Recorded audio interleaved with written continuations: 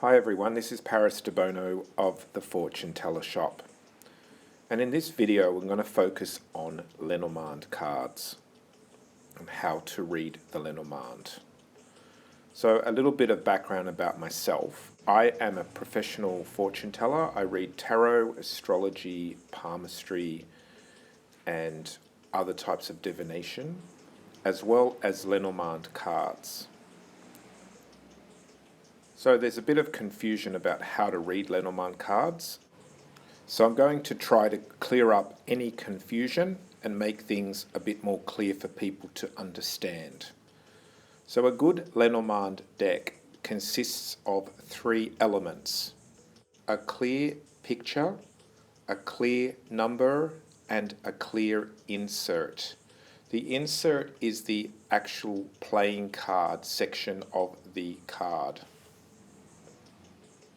So every Lenormand card has a traditional meaning, and a true traditional Lenormand card reader sticks to these meanings and creates a structure from them. Sort of like ballet. Ballet has classical movements and classical structure to the dance. A ballerina can add their own flair to the movements, but ultimately they do need to stick to the movements in order for it to be ballet. The same thing happens in Lenormand.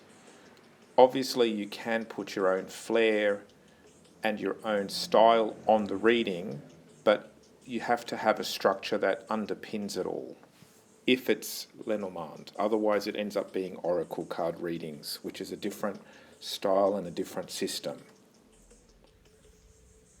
So now I'm going to play a little game. I'm going to flip a card out of the deck and I'm going to associate two words to each card instantly. So the idea of this game is to show you that you can associate words to a specific card and their meaning. So I've chosen my yellow deck, and this is called the Yellow New Wave, and it has image, playing card and number. Okay, so I'm gonna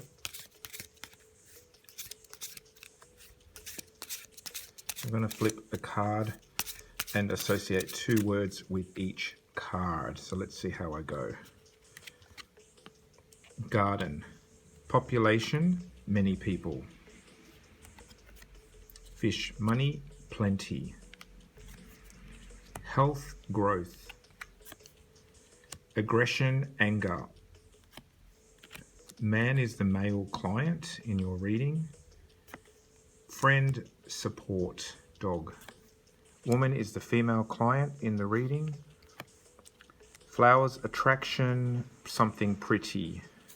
House, home, real estate, family. Rider, travel, a young man. Clover, luck, something small. Ring, commitment and relationship. Moon, honor and reputation. Coffin, something closed off, something dead. Letter, communication, information. Road, decision and travel. Cross, blockage and burden. Book, knowledge and something secret or hidden. Lily, attraction and patience. Birds, talking and gossiping. Snake, enemy, another woman.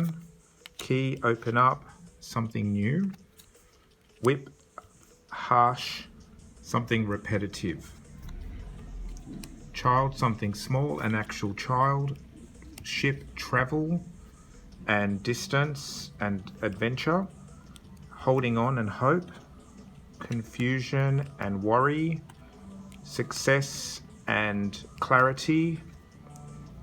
Plenty and scattered. Hope as well. Tower. Building. Organization. Could be a work card for me. Mice. Stress, anxiety. Stalk, something new. Travel. Love, relationship. Mountain is an enemy and a burden and a block. Fox, someone sneaky and being cunning, being smart. Sky, cutting off, detachment, divorce. So I went into my Lenormand group on Facebook, and I asked the people in the group a question. Do you read Lenormand cards intuitively or strictly by the traditional meaning or a combination of both? And these are some of the answers that I got. Liza said, I read them strictly to their meanings, but I throw them all over the table for clients because I can. So that would be someone learning the card meaning strictly, but then using their own flair in the reading. Megan says, try to stick to the traditional meanings, but intuition takes me further with it too, and help pick up even more. Kitty says both. Erin says both. Sheila says, by the book, but in context. The way I state the interpretation is intuitive. So again, that's about learning the card meanings, but then putting your own intuition and your own flair on top of it. Jones says, strictly using the cards like words in a sentence, following grammar rules. Iona says, intuition cannot be turned off like breathing. So yes, intuition kicks in naturally just as breathing does. Elsie says, I like the traditional meaning. The answers are very clear. Michelle says, I do both, for different decks provide a different energy when looking at the cards.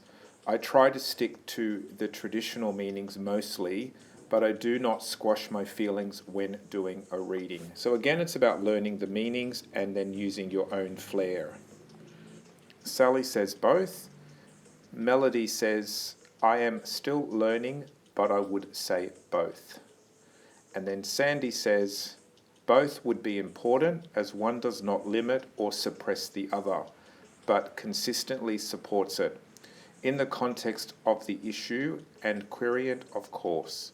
I treat all systems of cartomancy like this. Keep at it. Some people are paying attention. Yeah, so to summarize, I think we pretty much all agree that we have to learn the structure, kind of like the dance steps in ballet. And then after that, you add your own artistic, creative, and intuitive flair on top. But the structure in Lenormand is extremely important. Otherwise, it's not Lenormand. It ends up being just an oracle. So I hope this video has been of some assistance to you on your Lenormand card reading journey. Please like and subscribe. This is Paris Debono of the Fortune Teller Shop.